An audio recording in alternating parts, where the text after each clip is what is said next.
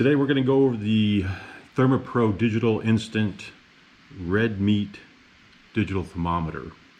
The thing about this thermometer is it's not only a meat thermometer, you can also use it as a candy thermometer. So if you do a lot of cooking in the kitchen that requires, or a lot of candy cooking that requires the perfect temperature, you can use this as well. Now there's some features on this particular thermometer that maybe you know about, maybe you don't, but I'm going to go over them real quick. First of all, you got the on-off button right here, right there, and you can see the digital readout,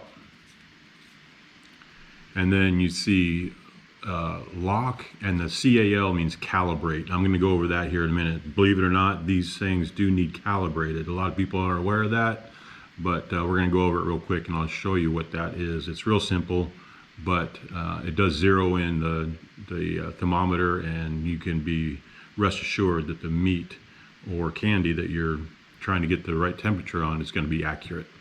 And then of course you have a light switch which comes on, goes off, no big deal. The probe itself is about 3, almost 4 inches long, and so you have plenty of room and distance so you don't burn your hand when you're probing the meat or getting too close to the candy or whatnot. The design is hard plastic, and what I really like about it is that it's got a magnet on the back, so when I'm not using it, I put it on my refrigerator. That's where I put mine, or maybe on the grill, just so it's somewhere where there's no heat on the grill, that is easy access when you're ready to probe your meat. And as far as the probe goes, there's nothing simpler. I mean, it's an instant readout.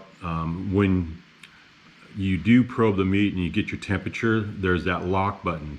You can lock in what it reads. That way when you pull it out, the temperature doesn't drop and you mistake it for whatever temperature it is at that point.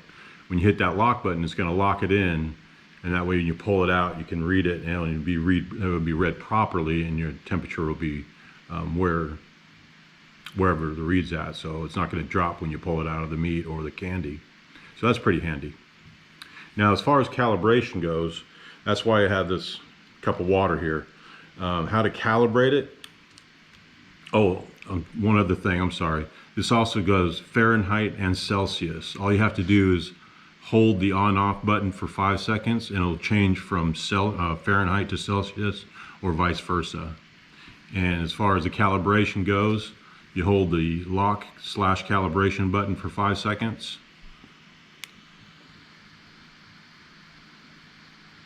And it will go to calibrate, there, calibrate.